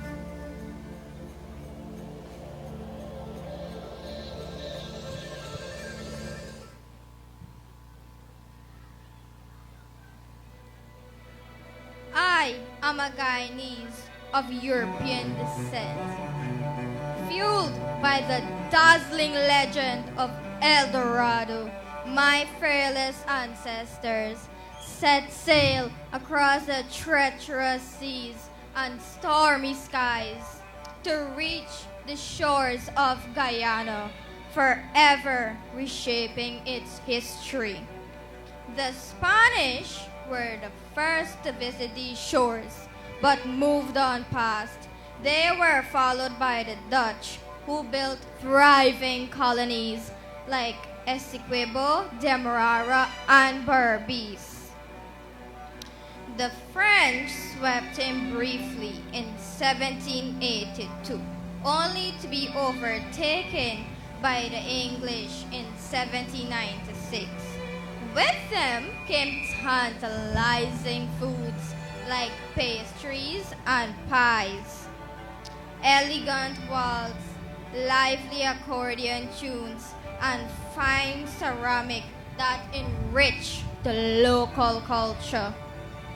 Under their rule, Guyana journeyed from colony to independence in 1966 and eventually a proud republic in 1970.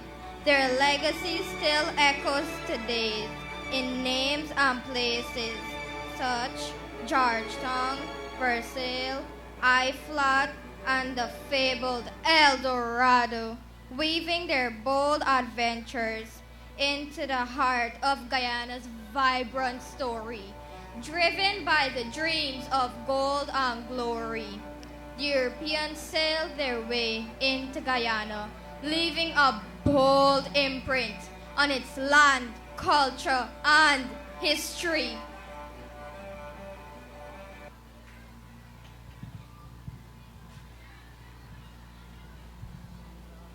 I am a Guyanese of African descent. In the early 1600s, my ancestors were brought from the shores of West Africa, from places we now know as Senegal, Angola, and Ghana, and thrust into the nightmare of the Middle Passage. On these voyages, they endured overcrowded slave ships and unimaginable suffering. Yet, from this darkness rose extraordinary resilience. Survivors carved out thriving communities in Boston, Victoria, and Bettervowactic, transforming Guyana with flavorful dishes like coca rice and metaji. The thunder of drums, the flare of comfort, and masquerade dances, and exquisite beadwork and pottery added to the rich tapestry of my ancestral culture. Out of their struggles emerged leaders like Kofi and Ferbs Burnham, who fought for freedom from slavery and colonialism, for unity and justice.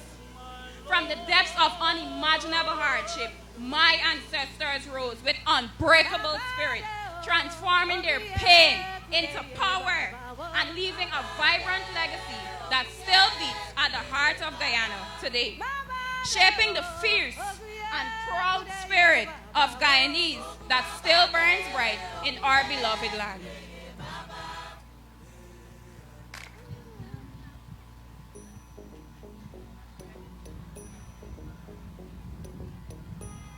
I am a Guyanese of Portuguese descent.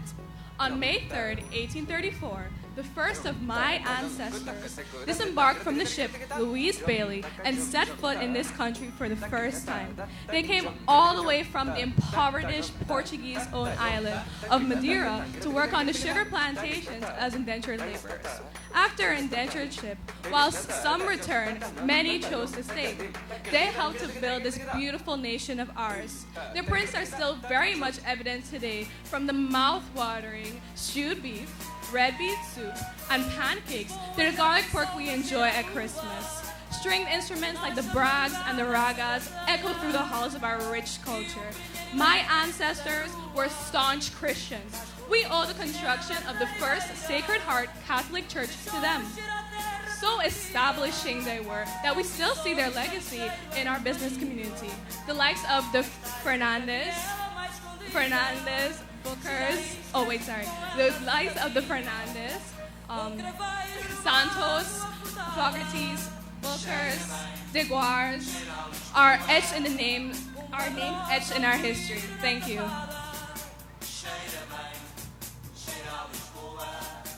I am a Guyanese of the East Indian descent. The Whitby and Hesperus docked on our shores on May 5th, 1838, on this beautiful land for the first time. My ancestors were a batch of indentured laborers who came to work on the sugar plantations. They wasted no time on getting to work on plantation Highbury in Berbice.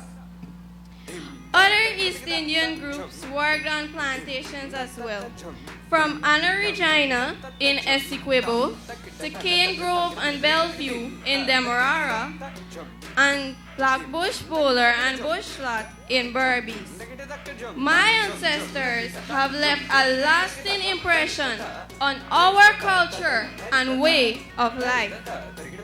The scrumptious dal puri and chicken curry are foods found in the home of every Guyanese.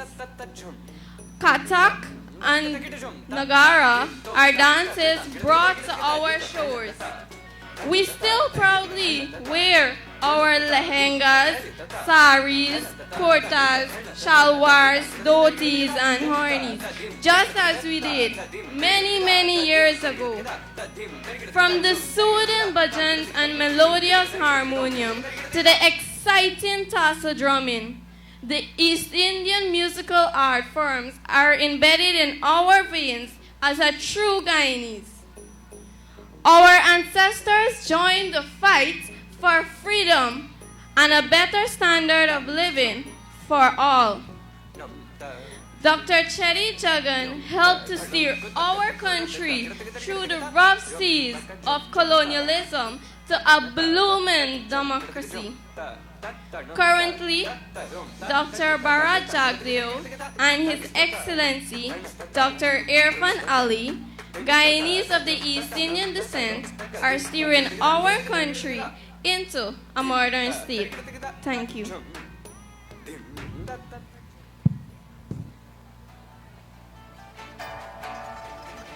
I am a Guyanese of Chinese descent. My forefathers arrived on these shores in January 1853 on board the Glen Tanner, the first of many ships to follow. Dressed in sarongs and tunics, my ancestors were the last group of indentured laborers who worked on the sugar plantations.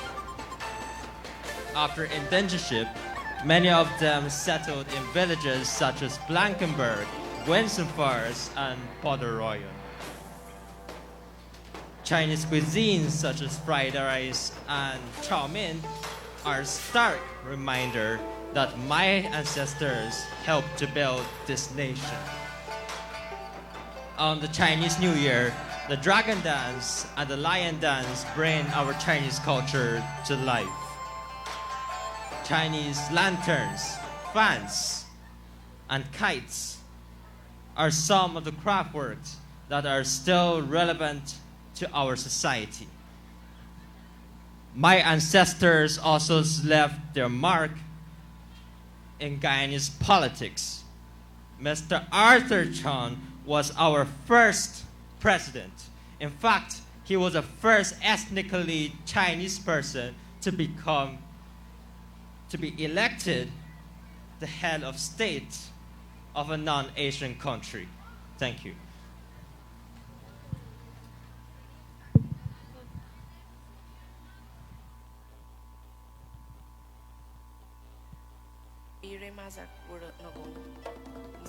We are Guyanese. We represent the true embodiment of a multicultural and multi-ethnic nation.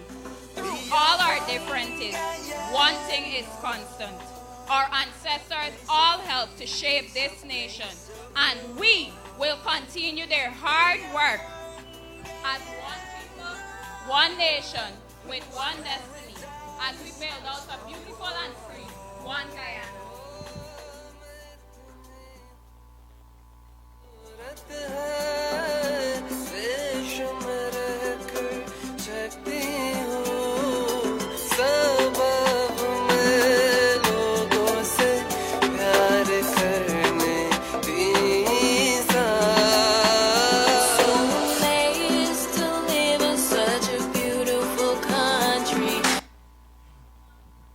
this time we will welcome on stage, representing the Africans, Best Art Studio, comprising of students from Bladen Hall, Multilateral, and St. Stanislaus College. Put your hands together as Best Art Studio presents to us an African piece in the form of a dance.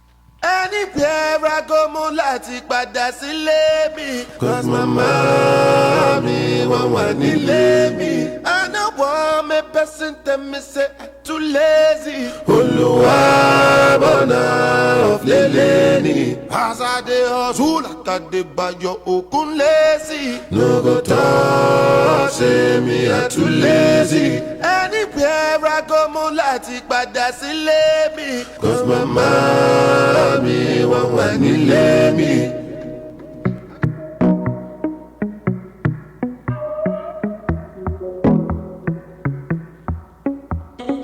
Funkilla.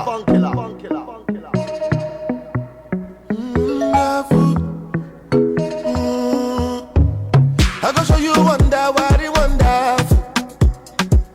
You not go believe what you want happen. No disturbance when the bed do one catch you. Like you dey sleep, but this one pass you. Hunger. I think bed do don't start. Bonjo. From your feet all over. Bonjo. With somebody that bonjo. 'Cause I'm feeling it in my soul. Something is changing. Not in your best. Something they scratch. Don't be like that.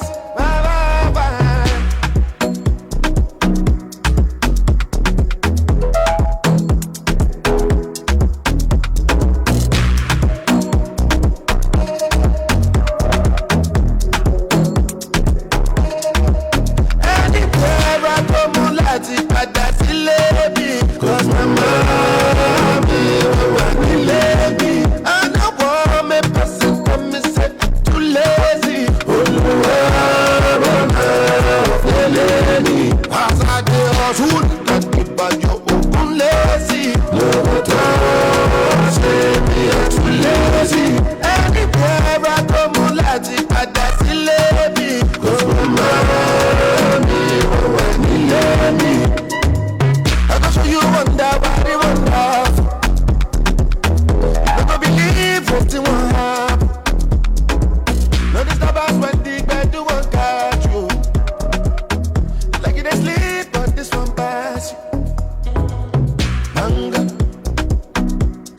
I think bed do don't start. Bonjo.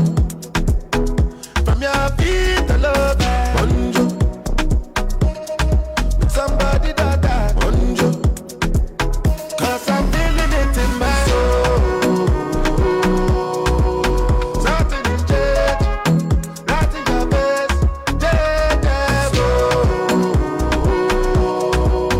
Something they scratch. Don't be like that.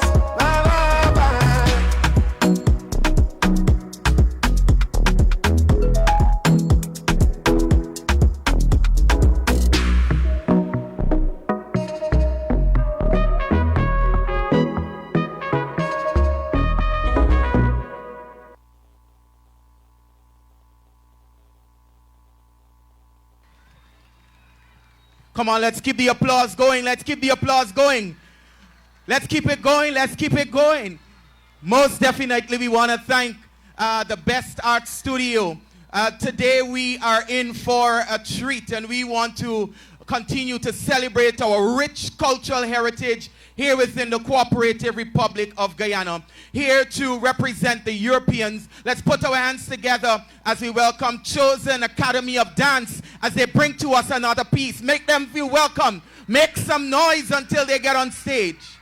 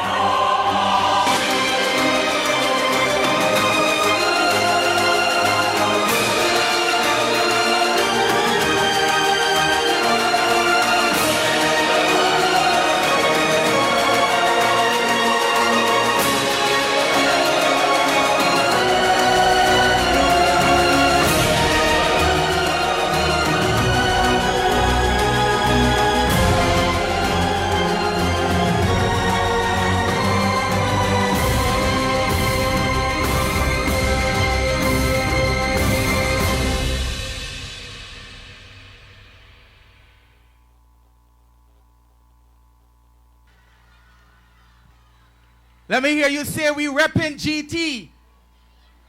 Say we reppin' GT. All right, we would have just witnessed the Portuguese, the Europeans, and now we're going to welcome on stage from the new generation dance studio to do for us a piece that represents the Portuguese culture. Put your hands together as we have this piece at this time.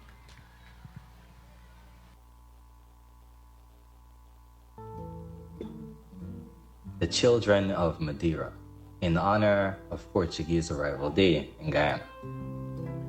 They came not as conquerors, but seekers of peace, from islands where cliffs kiss the sun, where Madeira's winds like whispered hymns sang of hope, though the voyage was long. They left behind vineyards and narrow stone lanes, church bells ringing in early dawn, to cross a wide uncertain sea to lands unknown, their old life gone.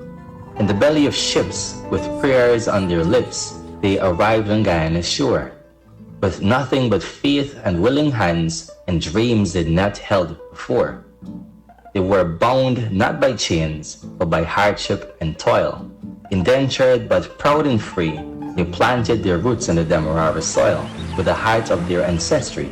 The smell of fresh masa, the taste of wine, the clang of a church bell's call. From border to La Penitence, they built up homes, they stood tall. Their names became the nation's own, Da Costa, De Fritas, and more. In bakeries, shops, in faithful hearts, their presence we can't ignore. They brought the rosary, the old guitar, the rhythm of Fado's ache, and taught us that strength is silent, but lives in each breath we take. They gave Guyana not only hands, but language, flavor, and grace.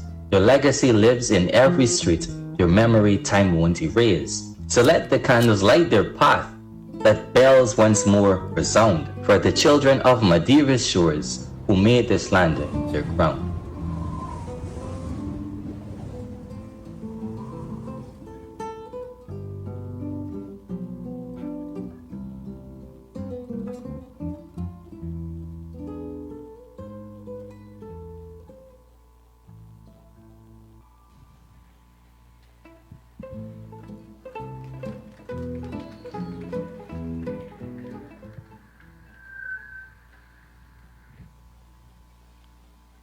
All right, so we are coming down to the end of our program today, but we cannot do that without having a representative from the Chinese culture.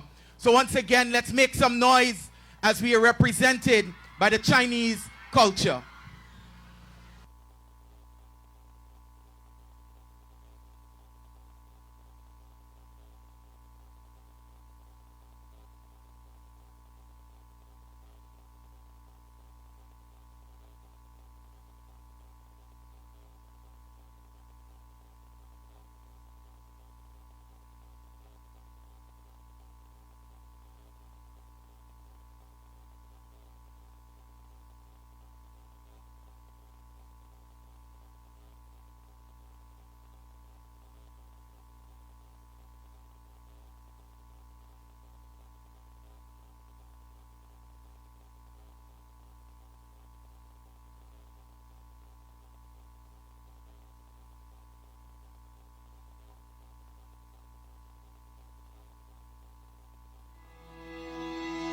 This Arrival Day, take a journey through time. Join the Ministry of Education on May 6th and 7th at the Arthur Chung Conference Center for a celebration of our rich, diverse heritage. Come explore the history of all the people who made Guyana home. The Amerindians, Europeans, Africans, East Indians, Portuguese, and Chinese. Their stories are our stories. From the ancient wisdom of the Amerindians to the vibrant culture brought by our diverse ancestors. This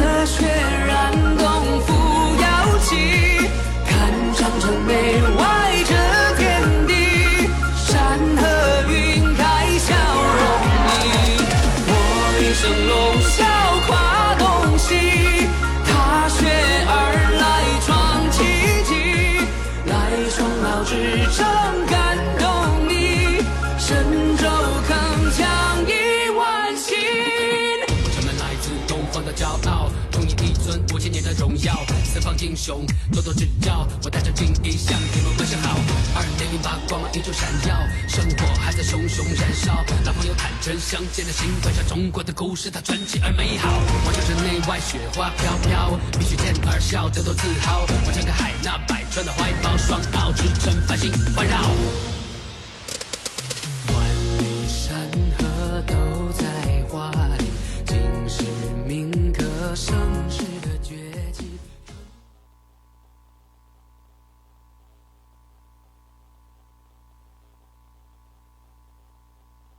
As one songwriter says, Guyana sweet, Guyana nice. Make some noise for Guyana today. I love it, I love it, I love it. Here at the Ministry of Education, when we do things, we do it big. And today we have one of our local artists here in the midst. At this time, when I think about what he is about to bring, the song is in English and in Hindi. And we are also reminded for as long as he could remember, he has been singing. Put your hands together, make some noise for Mr. Nayan Shankar, who will come to grace the stage at this time.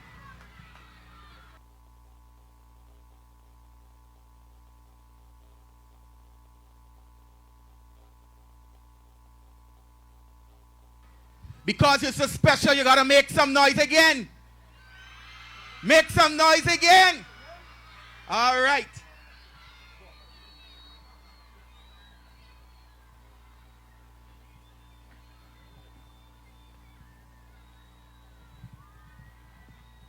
Hey guys, what's up?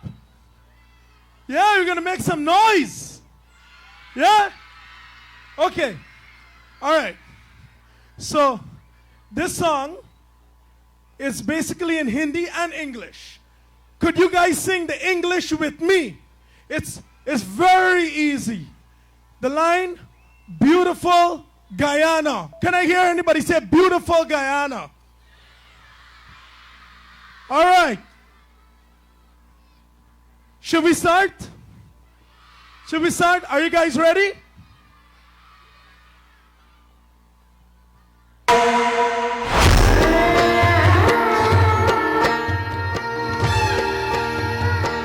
Hey, wave your hands like this. All right. 1, 2. Oh, beautiful Guyana, ye hamare desh hai. Oh, beautiful Guyana, ye hamare desh hai. Oh, I love Guyana. You guys gotta sing with me.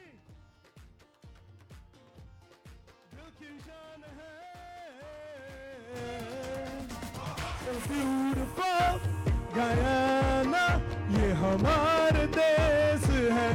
You guys know the beautiful? Oh, beautiful, ye hamare desh hai. सागर समने बहती है नदियाँ, चांदनी रातों में तेरे किनारे है मेरा जहां. हमारी धरती है, दिल की शान है. हमारी धरती है, दिल की शान है. हमारी धरती है. Oh, I love Guyana, दिल की शान है. Oh, I love Guyana, हमारी धरती है. Oh, I love Guyana, हमारी धरती है.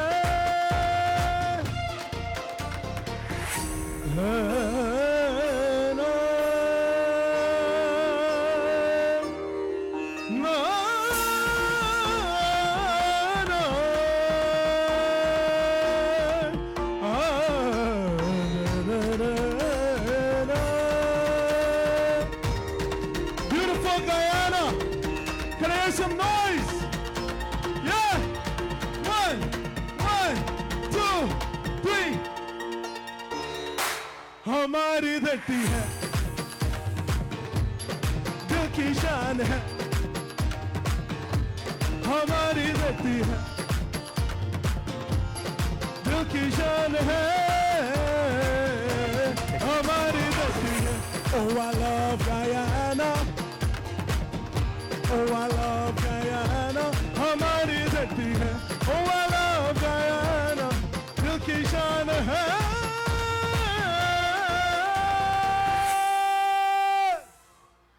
Guys, you've been awesome. Our beautiful country, beautiful Guyana. Whenever I see you guys again, I hope you're going to sing with me. Beautiful. Beautiful. I love you guys. Take care. Let me hear you say again, I love Guyana. Let me see which side will win. So these two rows here, let me hear you say, I love Guyana. Let me hear this side say, I love Guyana. Let me hear you over there, I love Guyana. Together, let's say, I love Guyana. All right. This is how we do it here in the Ministry of Education.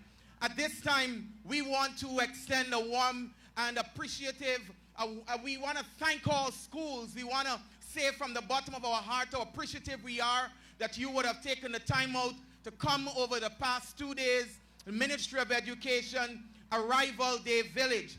And even as you go, the booths, go through the booths, ask questions, interact with those in the booths, and leave here more informed than when you would have walked through the gates of Arthur Chung Conference Center. But here, we can't leave without inviting all of our ethnic groups that would have participated in the 2 days event as they make you once again enjoy a beautiful piece called I Am a Guyanese, I Am a Guyanese, no matter where I be, I am, come on, stand to your feet, I am a Guyanese, I am a, no matter where I be, if you have your flags, wave it, I am a Guyanese, no matter where I be. Put your hands together for the ethnic groups who will welcome you with a dance as you go. It's who I am, it's who I am, yeah.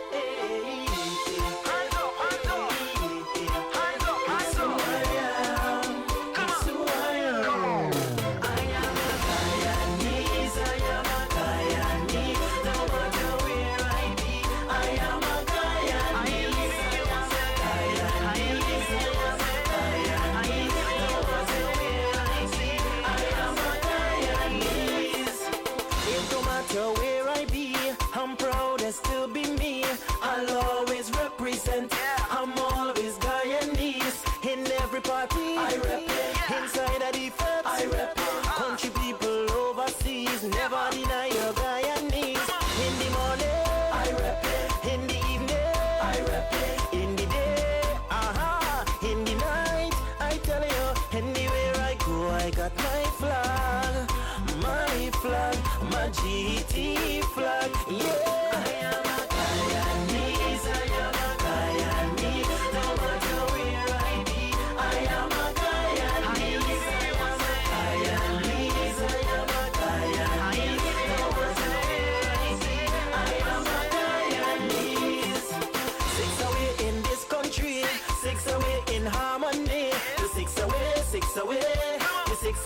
Six away. In every party I reppin'. Inside a defense I reppin'. Country people overseas never deny your Guyanese. In the morning I reppin'. In the evening I reppin'. In the day, in the night I tell you, anywhere I go I got my flag, my GT flag, yeah. I am a Guyanese, I am a Guyanese. All right, we want to thank you for coming out, for gracing us with your presence. And so we want to invite all schools, the booths from the Amerindians, go through, come all the way to the Chinese. We don't want you to leave unless if you get an opportunity to visit all the booths. Teachers, thank you. Students, thank you. Parents, thank you. Do have a wonderful remaining portion of the day and safe journey when that time comes for you to go home.